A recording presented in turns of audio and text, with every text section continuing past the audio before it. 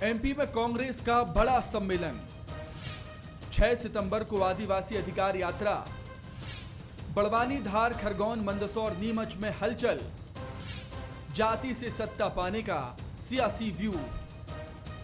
मध्य प्रदेश में जाति आधारित राजनीति इस समय शबाब पर है। ओबीसी आरक्षण और आदिवासी अत्याचार, अवकाश जैसे मामलों पर सियासत गरमाई हुई है। कांग्रेस एक के बाद एक अपनी उपस्थिति दर्ज कराने से नहीं चूक रही। इसी के तहत 6 सितंबर को पार्टी बड़वानी में बड़ा सम्मेलन करने जा रही है, जिसमें कमलनाथ भी शामिल हो सकते हैं। बड़वानी के साथ ही धार, खरगोन, मंदसौर, नीमच में भी सियासी हलचल रहेगी। कांग्रेस इस दिन आदिवासी अधिकार यात्रा भी निकालेगी। मकसद है आदिवासी के जरिए आधा दर्जन जिलों में सियासी पकड़ मजबूत करना। 9 अगस्त को विश्व आदिवासी दिवस था, इन्होंने छुट्टी कैंसिल कर दी। उसके बाद विधानसभा चलाई, जिससे लोग आदिवासी लोग अपना उत्सव न मना सकें 9 तारीख को। और जिस तरह से प्रताड़ित किया जा रहा है अलग अलग जगह, और ख़ास तौर से धार जिले में, बड़वानी जिले में, जिस तरह से जो पूर्व गृह मंत्री थे उनको प्रताड़ित किया वहाँ के कलेक्टर ने बड़वानी, इन सब इश्यूज़ को लेके 6 तारीख को आदिवासी सम्मेलन है, अधिकार सम्मेलन है, तो वहाँ आदिवासियों के अधिकारों की बात की जाएगी। कमलनाथ जी बड़वानी जाएंगे 6 तारीख को। जिस तरीके से हमारे चुने हुए जनप्रतिनिधियों को, जिस तरीके से पूर्व मंत्रियों को ये सरकार और इसकी व्यवस्था अपमानित करने की कोशिश कर रही है क्योंकि वो आदिवासी हैं, इसका प्रतिकार होगा। इस जुल्म और ज्यादती के खिलाफ लड़ाई होगी। मध्य प्रदेश सरकार आदिवासियों को तो आज तक आदिवासी मानने तैयार नहीं है, बनवासी करती है। क्यों करती है ये? मध्य प्रदेश में राजनीति भी अब जाति से अछूती नहीं रही।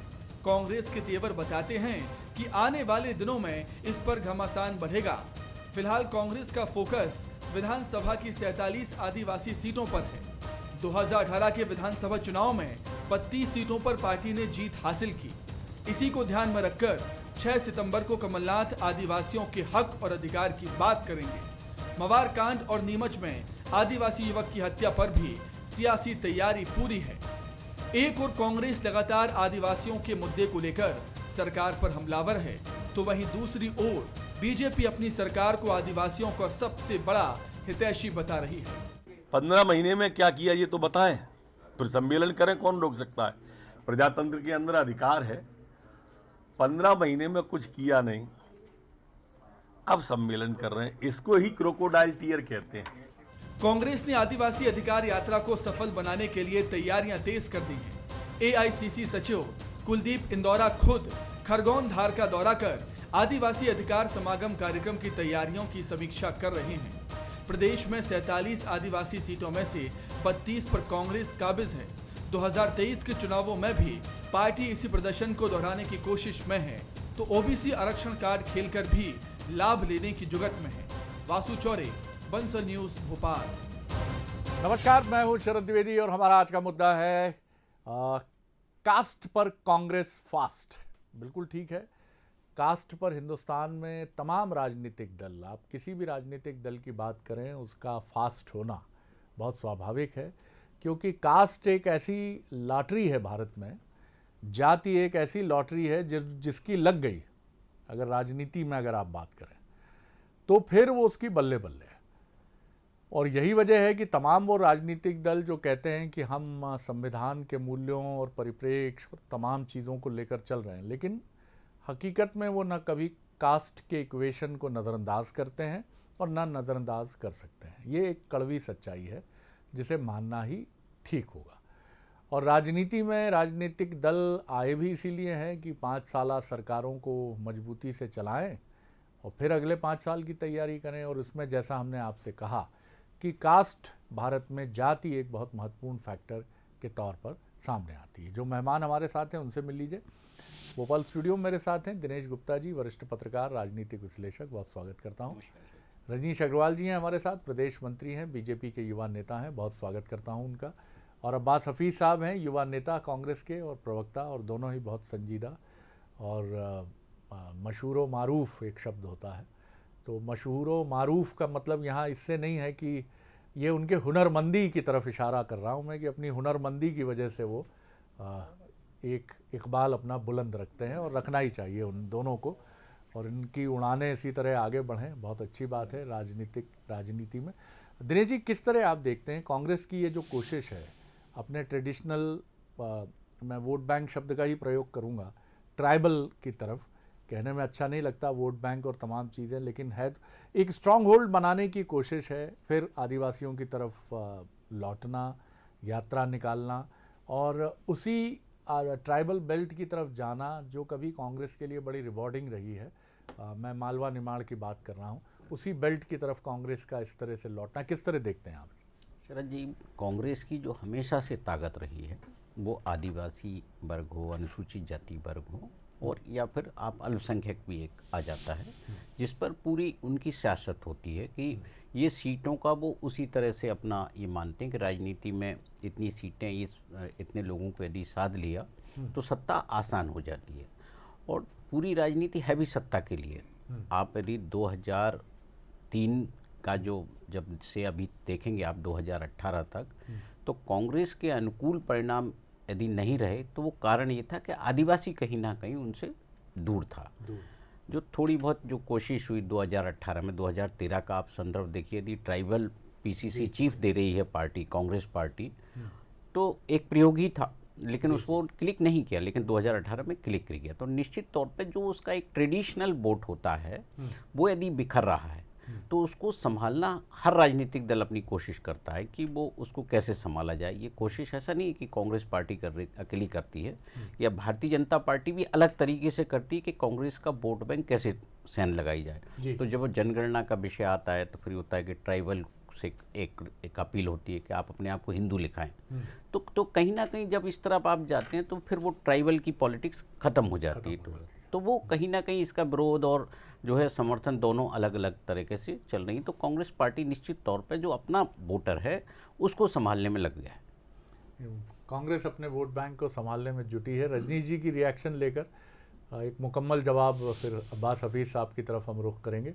रजनीश जी, आप किस तरह देखते हैं कोशिशें कांग्रेस की ट्राइबल बेल्ट की तरफ लौटना, यात्रा निकालना और फिर कोशिश करना कि उसकी एक मजबूती बने मध्य प्रदेश के आदिवासी बहुल इलाकों में? जी देखिए, पहली बात तो ये है कि अगर इनको हम कहें कि आदिवासी इलाके कभी कांग्रेस के गढ़ रहा करते थे या वोट बैंक रहा करते थे, तो इसमें भी 1.5-2 दशक पुरानी बात हो जाएगी। भले ही अभी 2018 के विधानसभा चुनाव में इन आरक्षित सीटों में भारतीय जनता पार्टी पीछे हो, लेकिन आप उन बूथों पर गौर करेंगे जो आदिवासी बहुल हैं तो उनमें भारतीय जनता पार्टी जीती है। ये बहुत माइक्रो लेवल पर अगर आप एनालिसिस करेंगे तो उसका उत्तर पता चल जाएगा। फिर लोकसभा चुनाव में हम सारी की सारी आदिवासी सीटें जीते, जो एक लगभग आदिवासी बहुल सीटें हैं छिंदवाड़ा, उसमें भी 30-35 हजार से मार्जिनल हार भारतीय जनता पार्टी की हुई थी। उसके कारण भी हम सबको पता है, कुछ समय मुख्यमंत्री कमलनाथ जी ने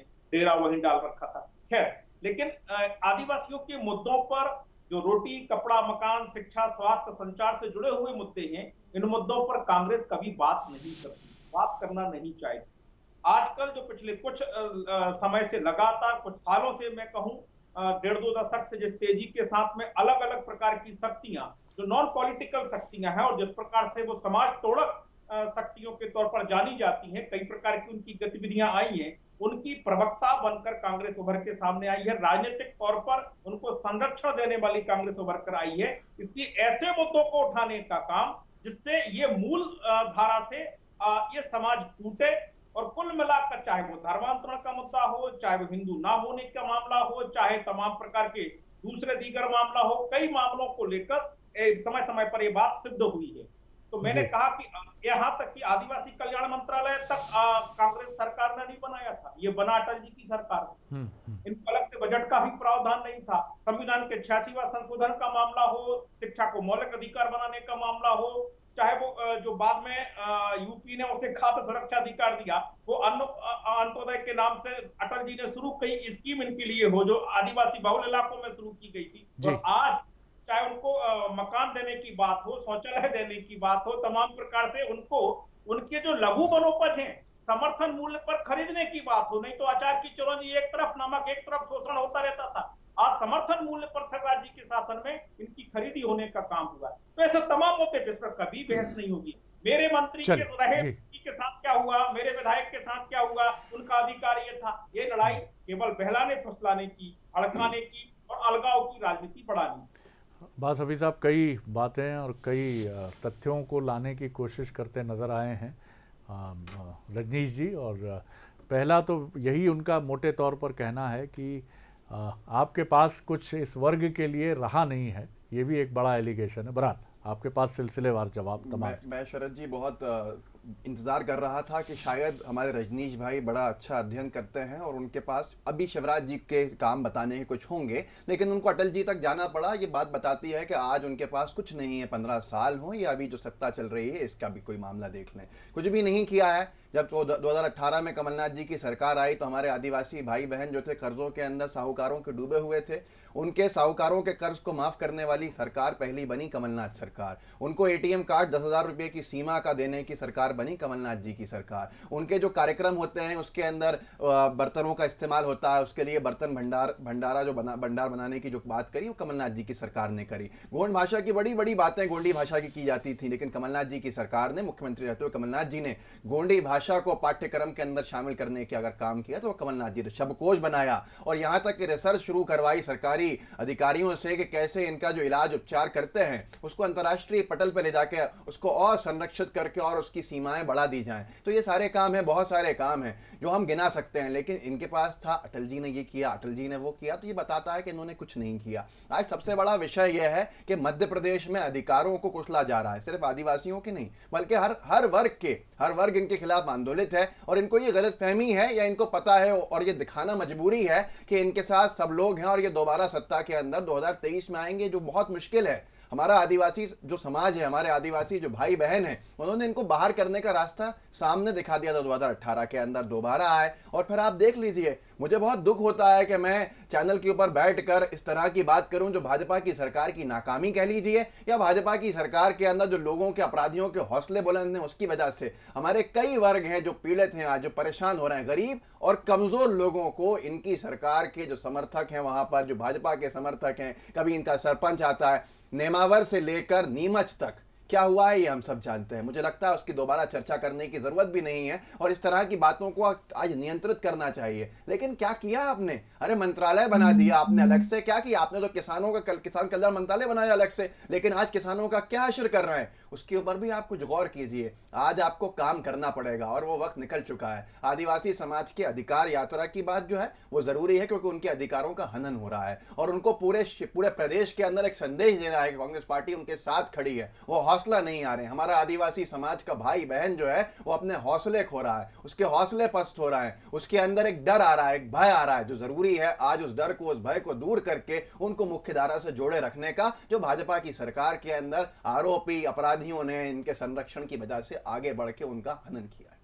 दिनेश जी, एक बड़ा मौजूद सवाल यही है दोनों राजनीतिक दलों के दावों प्रतिदावों के बीच में कि उनके पास इस वर्ग के नेताओं की कितनी मजबूत और प्रभावी संख्या है। कांतिलाल भूरिया जी खड़े नज़र आते हैं कांग्रेस के साथ, तो फग्गन सिंह कुलस्ते नज़र आते हैं बीजेपी के साथ। लेकिन अगर कांतिलाल भूरिया जी और फग्गन सिंह कुलस्ते के बाद की हम बात करें तो आप शायद ठहरने लगेंगे, ठिठकने लगेंगे कि दोनों पार्टियों में कौन से नाम हैं बड़े आदिवासी नेताओं के जिनके कहने पर ट्राइबल कम्युनिटी भी स्टैंड करती है। इसीलिए कभी महाकौशल में गोंडवाना गणतंत्र पार्टी या कभी मालवा निमाड़ में जयेश की आवाज़ हम सुनते हैं। कितनी आगे जाएगी गोंडवाना गणतंत्र पार्टी तो समाप्ति हो गई लगभग। जयेश का क्या भविष्य है ये भी कोई बहुत छिपा नहीं है। इस पर आपकी क्या टिप्पणी? देखिए शरद जी, जो आदिवासी हैं वो समूह से पहचाने जाते हैं। आप देखिए ना तो मध्य प्रदेश में मतलब मेरे ख्याल से 70-80 के करीब ऐसे समूह होंगे अलग अलग एरिया में। आप जाएंगे सहरिया भी होंगे, गोंड भी हैं, भील भिलाला भी हैं, अलग अलग बहुत सारे कोरकू वगैरह हैं। तो ये जो लीडरशिप की जब बात आती है तो हमेशा जो भी समूह है वो अपने लीडर को अपने क्षेत्र में मानता है। आप किसी दूसरे क्षेत्र में किसी और, यदि आप चाहें कि झाबुआ के किसी नेता को वहाँ महाकौशल में इम्पोज करना चाहें तो मुझे लगता है कि वो सफल प्रयोग नहीं होता। इसलिए आप देखिए जो लीडरशिप भी होती है ना वो एरिया तक सीमित होकर रह जाती, वो बहुत व्यापक तौर पर उसका असर नहीं होता। इसलिए आप जब कांग्रेस की पॉलिटिक्स में ये देखेंगे तो ज़्यादातर लोगों ने, जो नॉन ट्राइबल लीडर हैं, उन्होंने जो है ट्राइबल्स का बहुत राजनीति में उपयोग उनका हुआ है। खासकर जब आप 80 का दशक जब देखेंगे, अर्जुन सिंह जी की जो तेंदुपत्ते की जो राजनीति थी, तो उसके पीछे ही आदिवासी था। और वो सीधी से लेकर आप झाबुआ तक कहीं भी चले जाइए तो हमेशा वो केवल आदिवासी की बात किया करते थे। और मतलब जब वो उनका बोरा जी और अर्जुन सिंह जी का जब चलता था विवाद, तो वो हमेशा कहते थे कि अर्जुन बोरा जी समर्थक के खुद तो चले गए सत्ता से, हमें छोड़ गए पत्ता से। तेंदुपत्ता की राजनीति इस तरह की थी, वो केवल ट्राइबल वोट के लिए थी और उसका फ़ायदा कांग्रेस पार्टी को होता था। तो आज उस तरह की बात करने वाले जो नेता हैं वो कांग्रेस पार्टी में वो भी कम हुए हैं। ऐसा नहीं है कि केवल ट्राइबल लीडर कम हुआ है। यदि कांग्रेस के लीडर इस विषय में सोच रहे हैं कि हमें अपनी पुरानी जो राजनीति थी या जो पुराना वोट बैंक था उसको संभालना है, तो हमें उसी तरह से बात करनी होगी। जिस चाहे उनके जो लघु वनोपज हों कि जो उनके जो प्रोडक्ट हैं वो उन सबको बेचने की बात है। शिवराज सरकार में भी बहुत काम हुआ कि उनका ब्रांडिंग की गई अलग अलग तरीके से। तो अल्टीमेटली उनकी आय बढ़ाएंगे, उनको आप जो है राष्ट्रीय पटल पे लाएंगे, तभी आप कुछ कर सकते हैं। और उनको एक तरह से आप जोड़ने की कोशिश कर रहे हैं तो कहीं ना कहीं केवल एक मैसेज दे रहे हैं कि हम आपके साथ खड़े हुए हैं। वो तो जो है आज की तारीख में देखेंगे तो उनके यहाँ भी अवेयरनेस है आदिवासी। ऐसा नहीं है कि वो बिल्कुल अनपढ़ है या पीछे चल देता है, वो भी अपने हिसाब से फैसला करता है। उसे पता है कि जयेश की उपयोगिता कितनी है और गोंडवाना गणतंत्र पार्टी उनके लिए कहाँ तक जो है मदद कर रही थी। जी रजनी जी, सत्ता में भागीदारी, संगठन में भागीदारी, ये भी एक बड़ा प्रश्न है। जिन कम्युनिटी की राजनीति दोनों ही पार्टियां करती हैं उनकी भागीदारी की भी बात होती है कि सत्ता में अगर वो पार्टी है तो सत्ता में क्या भागीदारी है, और संगठन है तो संगठन में क्या भागीदारी है, और नई लीडरशिप किस तरह से प्रमोट हो रही है। इन पैमानों पर आप बीजेपी के लिए क्या आप एडवोकेसी है आपकी कि बीजेपी इसका न सिर्फ ध्यान रख रही है बल्कि राष्ट्रीय राजनीति से मध्य प्रदेश की राजनीति तक आपको कहीं बीजेपी में आदिवासी कम्युनिटी इग्नोर नज़र नहीं आएगी? देखिए, मैं आपके प्रश्न का जवाब भी दूंगा जो अभी बात दिनेश जी कर रहे थे कि मैंने पहले भी जिक्र किया था कि शिवराज जी के शासन में लघु वनोपज का समर्थन मूल्य पर खरीदी करने का काम हुआ। कोदो कुटकी हो, चाहे महुआ हो, चाहे चिरौंजी हो, जो में एक तरफ नमक तो एक तरफ ये तमाम प्रकार के लघु वनोपज खरीद कर शोषण होता रहा। पैरों की चप्पल देने का काम हो, पानी की कुप्पी देने का काम हो, संबल योजना में 4 लाख तक का या दुर्घटना में 2 लाख तक का निःशुल्क शिक्षा का, ये अटल जी से लेकर मोदी जी पक्का मकान, पक्का शौचालय, पक्की रसोई देने का मामला हो, और ये तमाम प्रावधान इसमें हुए। संगठन में आज भील, बारेला, सहरिया, चाहे हो चाहे बेगा हो, इन तमाम लोगों को न केवल स्थान देने का काम बल्कि इनके कल्याण का काम, 1000 रुपए महीना उनकी महिलाओं को हमने खाते में डालने का काम किया। 15 महीने की सरकार में कांग्रेस ने बंद कर दिया। इनको प्रतिनिधित्व देने का मामला हो, संपत्ति उइके राज्यसभा सदस्य हैं, जो हमारी पहले नेता रही अनसुईया उइके जी, वो छत्तीसगढ़ की राज्यपाल हैं। हमारे ओम प्रकाश दुर्वे जी राष्ट्रीय सचिव हैं, राज्यसभा सांसद हैं आदरणीय सोलंकी जी, गजेंद्र पटेल जी सांसद हैं, हर्ष चौहान जी एसटी कमीशन के, तमाम प्रकार को, ये भी मैंने कहा अलग अलग जाति वर्ग जो उनको उपजातियां होती है उनको प्रतिनिधित्व देने का काम हुआ। मैं फिर कहता हूं कि कांग्रेस तो ये देश भर में, ना केवल मध्य प्रदेश में, इन वर्गों का जो आधार है वो खो चुकी है। इसलिए केवल जो समाज तोड़क शक्तियां हैं उनका प्रवक्ता बनकर और राजनीतिक संरक्षण देने का काम इनका है, लेकिन अब ये सफल होने वाली नहीं है, चाहे वो राजनीतिक तौर पर हो, चाहे वो जिन शक्तियों के ये काम कर रही हैं उस तौर पर भी हो। अब्बास हफीज साहब, इन्हीं सवालों के जवाब मैं आपसे भी चाहूँगा जो मैंने बीजेपी से रजनीश जी से जानने की कोशिश की। आपके यहाँ रिप्रेजेंटेशन, आपके यहाँ आगे का मुस्तकबिल क्या, फ्यूचर क्या? जी, आदिवासी समाज हमसे जुड़ा ही इसलिए है और एक बहुत बड़ा वर्ग जो है हमसे ही जुड़ा हुआ है आदिवासी समाज का, क्योंकि उन्होंने सत्ता में जो भागीदारी देखी है वो कांग्रेस की सरकारों में देखी है, संगठन में जो भागीदारी देखी है वो कांग्रेस के संगठनों में देखी है। भले इस प्रदेश के अंदर हमने उप मुख्यमंत्री देने का काम किया हो तो कांग्रेस पार्टी ने आदिवासी समाज से उप मुख्यमंत्री बनाया है, और उसके बाद अगर प्रदेश अध्यक्ष की बात हो तो हमने पूरे संगठन का प्रदेश अध्यक्ष मुखिया आदिवासी समाज से बनाया है। आज की तारीख में युवा कांग्रेस का प्रदेश अध्यक्ष हमारा आदिवासी भाई है। तो इस तरह से अगर आप देखें, अगर आप तुलना करेंगे इनके कैबिनेट की और कमलनाथ जी के कैबिनेट से, तो आदिवासी समाज का ज्यादा प्रतिनिधित्व हमारे कैबिनेट के अंदर रहा है। युवा प्रतिनिधित्व हमारे मेहानी बघेल जी रहे और बहुत सारे, हवाला बच्चन साहब गृह मंत्री बनाए, हमने गृह मंत्री मंत्रालय तक आदिवासी समाज के भाई के हाथ में देने का काम किया। तो इस तरह की बहुत सारी चीजें हैं जो हम बता सकते हैं। हमारे रजनीश भाई कह रहे थे कि चप्पलें देने का काम किया, माफ कीजिएगा, चप्पलें देने के नाम से डर जाता है आदिवासी समाज। किस तरह की बीमारियां हुई थी उसका जिक्र करना यहां पर सही नहीं है। आपने किस तरह की घटिया क्वालिटी की चप्पलें वहां आदिवासी समाज को दी कि वहां कैंसर की बीमारी जैसी बीमारियां वहां पर देखने को मिली। मैं आपको हस्तक्षेप आपकी बात में कर सकता था रजनीश भाई, लेकिन ये बताता है, दर्शाता है कि आपके पास कुछ नहीं है डिफेंड करने के लिए। आप इधर उधर की बातें करेंगे कि इस वर्ग के प्रवक्ता बन गए, उस वर्ग के प्रवक्ता बन गए, लेकिन आपके पास जवाब नहीं है। हमारी जो भागीदारी सत्ता में रही और संगठन में रही, आपके पास इसकी नजीर नहीं है। हमने नजीर दे के दिखाया है मध्य प्रदेश के अंदर। यही वजह है कि आदिवासी समाज हमारे साथ खड़ा हुआ। राष्ट्रीय सचिव की बात करते हैं प्रकाश धुर्वे जी की, राष्ट्रीय सचिव और झारखंड का प्रभार देकर हमने, हमारी पार्टी ने, हमारी सुन लीजिए उमंग सिंघार जी को झारखंड भेजा। ये पार्टी है हमारी। ऐसे अनेकों उदाहरण है, हम भी दे सकते हैं। ये छोटे छोटे उदाहरण मत दीजिए, प्रदेश की इकाइयों की बात कीजिए, राज्यों की इकाइयों की बात कीजिए। तो ये सारी की सारी चीजें हंसने से, जलील करने से कुछ नहीं होगा। आपकी हंसी आपकी पार्टी की नाकामी और गलती नहीं छिपा सकती जनाब, सोचिए जरा सा। लेकिन आदिवासी समाज आपको अच्छे से जानता है, आप उसको अपमानित करते रहिए ऐसी हंसियों से। ऐसी खिसियानी हंसियां हैं आपकी। रजनी जी, आप कुछ कहना चाह रहे थे, कुछ विषय पर आपकी आपत्ति थी जी। नहीं, पहली बात तो ये चप्पलों को लेकर ये बात वैज्ञानिक तौर पर भी प्रमाणित हो गई और एक घटिया काम कांग्रेस जैसे राजनीतिक दल लगातार करते हैं, बरगलाने का काम। मैं क्षमा चाहता हूँ, ऐसे मंच पर बैठकर इस प्रकार की अवैज्ञानिक बातें नहीं करना चाहिए। चप्पल दी, साहूकारों का कर्जा छुड़वा पाए थे आप? साहूकारों के कर्जे के नीचे तो दबा दिया था हमारे आदिवासी भाई को। अरे उसने चैन की सांस ली आपकी सरकार को बाहर करके, और फिर चैन की सांस लेगा आपकी सरकार को बाहर करके। लड़ाने का काम, ये जो चाहे वो नीमच की घटना हो, नेमारो की घटना, आपके पार्टी के सदस्य निकलते हैं वहां पर, आपकी पार्टी के समर्थक निकलते हैं। ये सारी चीजें, इस पर राजनीति नहीं होनी चाहिए। क्यों बढ़ती जा रही है आपकी सत्ता के अंदर इस तरह की घटनाएं? आप सही कार्रवाई नहीं करते रजनीश जी।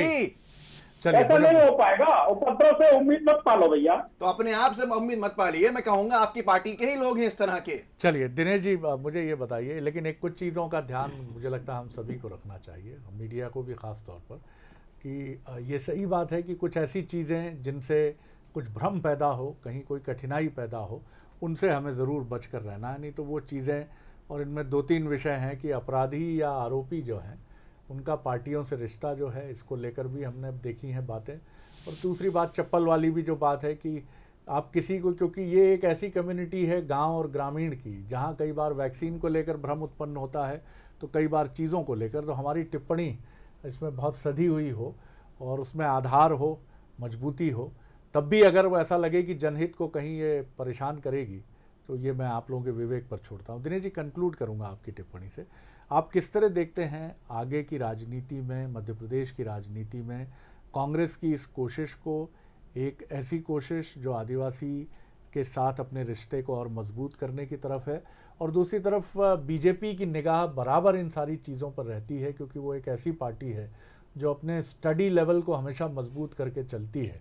तो जाहिर तौर पर अगर कांग्रेस इस तरफ बढ़ी है, तो बीजेपी में भी इस तरफ कुछ ना कुछ अंदरूनी तौर पर तैयारी शुरू हो चुकी है या हो गई होगी। जी देखिए शरद जी, जब 27% रिजर्वेशन ओबीसी का आया, तो ये टर्निंग पॉइंट होने वाला। रिजर्वेशन की पॉलिटिक्स, आदिवासी ओबीसी, ये जो है प्रदेश नहीं देश की राजनीति में, क्योंकि केंद्र सरकार ने भी फैसला ये लिया है। और मध्य प्रदेश के संदर्भ में आप देखेंगे कि यदि आदिवासी का 20% रिजर्वेशन है और ओबीसी 27% है, तो आप वोट बैंक का अंदाजा इससे लगा सकते हैं कि बड़ा वोट बैंक किधर है। और जब सीटों के लिहाज से आप जाएंगे तो आप उसमें भी नज़र आएगा कि ये ओबीसी वोट बैंक कितना इम्पोर्टेंट होने वाला है। तो कांग्रेस की जो चिंता है, यदि वो ओबीसी वोट बैंक में भी कास्ट सब कास्ट पर जाती है, तो उसको अपना घर वहाँ भी सुधारना पड़ेगा। और आदिवासी जो वोटर है उसको वो सुरक्षित करना चाहता है इस पूरी लड़ाई में। जब ओबीसी वोटों का बंटवारा होगा तो वो सत्ता में कैसे वापस आएगा, तो उसको सबसे पहले जो अपने कमिटेड वोटर रहा है उसको संभालेगा, फिर वो ओबीसी की पॉलिटिक्स पर मुझे लगता है फोकस करेगा। तो अभी इसलिए वो अपना उसका प्रारंभिक कदम है कि जो उसका वोटर है वो बना रहे। जी, कंक्लूडिंग टिप्पणी आपकी बहुत 30 सेकंड में।